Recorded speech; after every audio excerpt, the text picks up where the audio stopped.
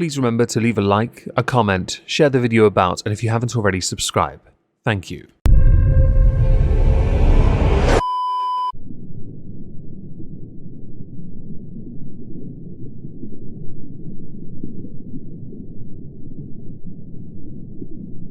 Well, isn't this just fantastic? Captain's Log, Subdates 230410.3. To start the week off, I've borrowed a few tech priests to try and kickstart the machine spirit of the yet-to-be-named Gloriana. Apparently, though, the machine loves Ferengi entrails. Oh, bork. Hello, everyone. Welcome to This Week at Twitter, or Twat. Today we're going to start with a tweet I saw via TrupsLP. If you don't know, Trups is somebody I do a weekly political recap stream with on the Moisky Live channel tonight, 9:45 PM GMT. He had retweeted Spiritbox. Spiritbox had tweeted, "We have withdrawn from the 6 shows we were scheduled to perform on the popular Mon store." How catchy. How unfortunate that they are not doing these 6 shows. Replies underneath don't seem to do him any favours. And it didn't take long for me to work out why. It involves Falling in Reverse's singer, Ronnie Radke. If I've mispronounced your name, I don't care. I found an article that mentioned that the band, Spiritbox, are facing backlash from fans over touring with one of rock's more polarised figures. Ronnie himself did offer a comment about this, responding to a fan on Twitter, by first of all announcing who was replacing Spiritbox and saying that he would never talk trash about Courtney and the rest of them. Falling in Reverse are also meant to be touring with Avenged Sevenfold. M. Shadows has defended Ronnie Radke by saying the thing with Ronnie is the guy's allowed to have an opinion, and his opinion ruffles feathers, and then he digs his heels in and goes hard on some of these people that are attacking him. I've looked at all the accusations. There's been no proof on these things. He did time for the one thing he did do, and it's almost like this society where you can't come back out and have any sort of career or anything happen, because you don't like that this guy's a firecracker and he's gonna hit back at you. Trups have retweeted Spiritbox with pussies. Couldn't stand the heat of the whiners complaining about unfounded problematic behaviour, you disappointing excuse for metalheads. I've never heard of Spiritbox. I really haven't. But typically you've often find bands that separate themselves from others, or actors, actresses, anyone who is in the entertainment industry, they separate themselves from those who are dubbed problematic because of optics, not realizing that they are showing how feeble they are, how fickle they are, by simply reacting. And I do agree with M. Shadows. A vast majority of people who have been dubbed problematic by today's standards still deserve a chance to earn a living, put on a show, entertain people, work. Yet that is often not what is allowed by many, a mob of indignation depending on which political leaning you seem to have. You can't please everyone after all, which is a tad tragic in this current year, where this kind of crap happens. For Spiritbox, whoever you are, I hope you succeed doing whatever it is you do. I've only ever heard of Falling in Reverse, never listened to their music, and I know very little about Ronnie. I really know very little. But I do know Trups, and I trust his judgment. So suck it, losers! On to the next tweet. Your adjudication. WTF is hashtag Nike thinking, having hashtag glitter and lasers advertising workout wear? That's like having Foodie Beauty advertise for Weight Watchers. Included is a 12-second video that's playing on the screen. Hopefully I won't get a copyright claim. I've never quite understood what this is supposed to do, because you have this argument where some will say it's about body positivity, others will say, well, maybe the person's on a weight loss journey. You go girl in one respect, but not the other. The problem is, which one the you go girl thing is not the weight loss journey or the living healthier, fitter, more you go girl with your body type, yeah? Replies underneath. Majority of Americans are fat. They are speaking to their audience. We are normalizing obesity and Nike will make money regardless.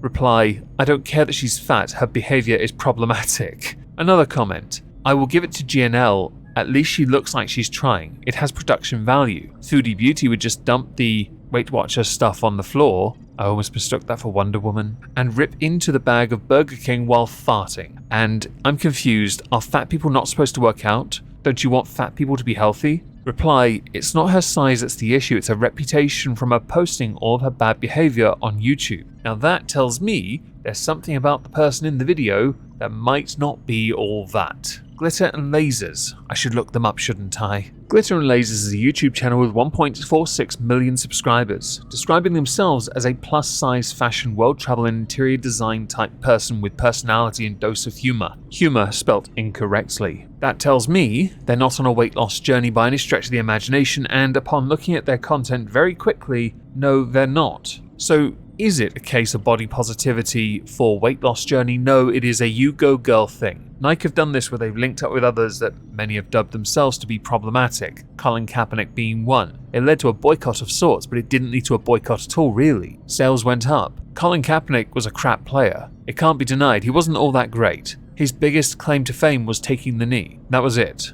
And having a gigantic afro, dunking on white privilege after being raised in a white family. Interesting stuff. Really interesting stuff. I did a video on that actually on BitChute. Yeah, exclusively there. By all means, check it out. The ad itself latches onto what is considered more popular in current year. That's what Nike have always done. They know it will make them money. They don't have to pretend to care. They might care though. You never know. But what they do know is there are markets they can corner and they can milk them dry. I am a firm believer in free speech. I really am. Sometimes that gets challenged, or so you would think. I genuinely still don't take issue with people speaking their mind. When you're on some platforms though, like Twitter, you have to abide TOS regardless. What can be considered a bit too edgy can in turn get you yeeted. I believe Augie recently was suspended temporarily. Sometimes your tweets will be dubbed violating of the Twitter rules and you might not get suspended at all. Other times though, you'll see tweets and wonder, how haven't you had your tweet removed yet for violating the Twitter rules?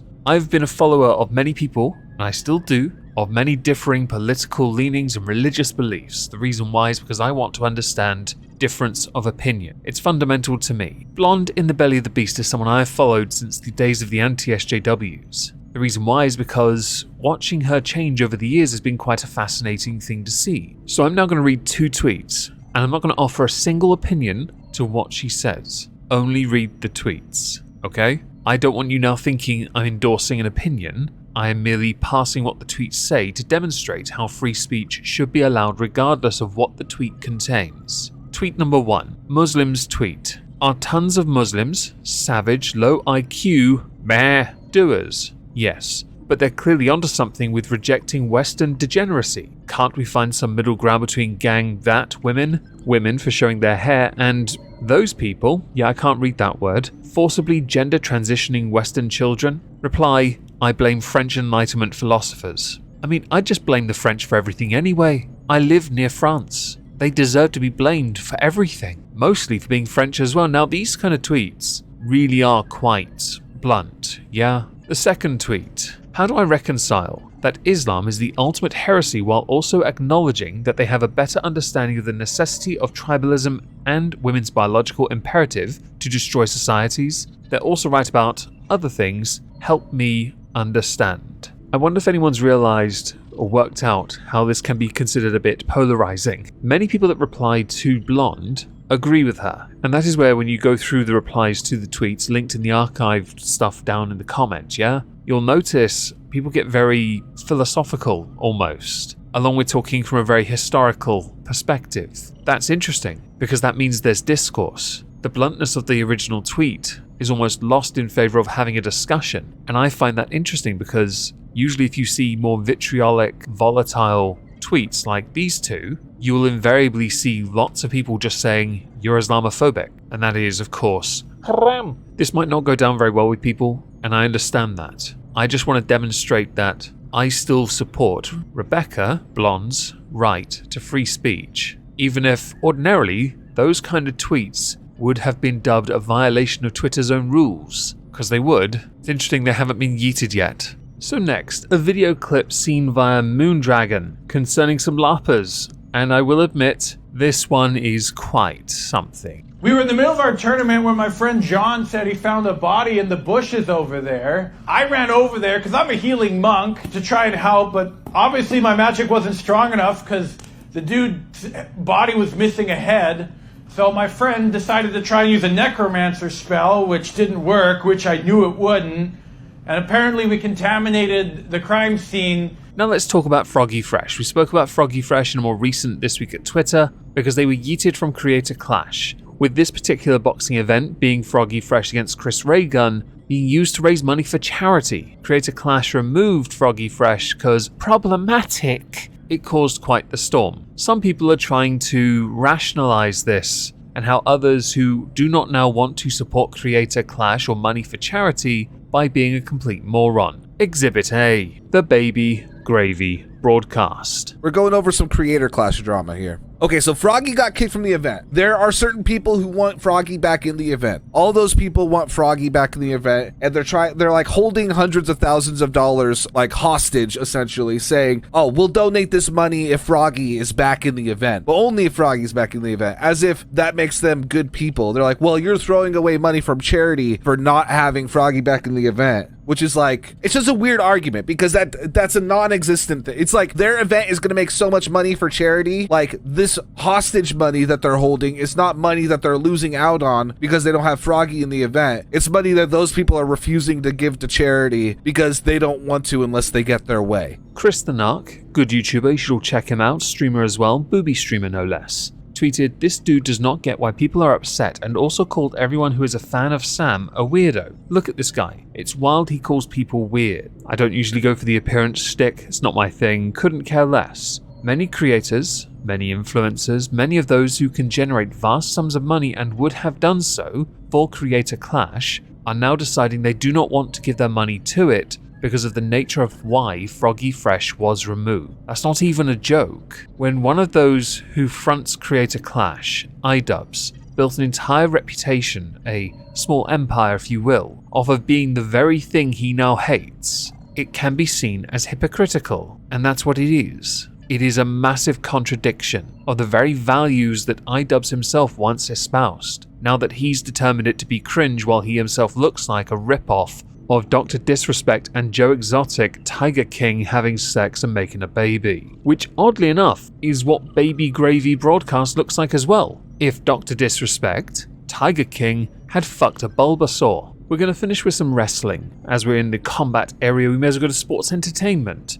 Rick Steiner of the Steiner Brothers was trending on Twitter. The reason why is because of Giselle Shaw, a women's Impact pro wrestler. Transgender, by the way. Didn't know that until I saw the hashtag International Transgender Day of Visibility. I guess in sports entertainment, the discrepancies aren't going to be as much of an issue. He would put out a rather large statement, image form, explaining an interaction at a autograph signing event, where Rick Steiner shouted, "You're a man, you're a dude, you're a piece of trash, you are filth, get the F away from me," and then continued that discussion. Now, many have taken the stance that this is a lie. Others have said, "Screw Rick Steiner." The quote retweets are where you find people say that this is a lie, or the accusations that in this, Rick Steiner is lying. Problem with it is, I'm not there, I don't know if it's truth or not. As a consequence, Rick Steiner has been banned from WrestleCon because Rick Steiner has refused to apologize for the accusations of being transphobic. And I say for the accusation because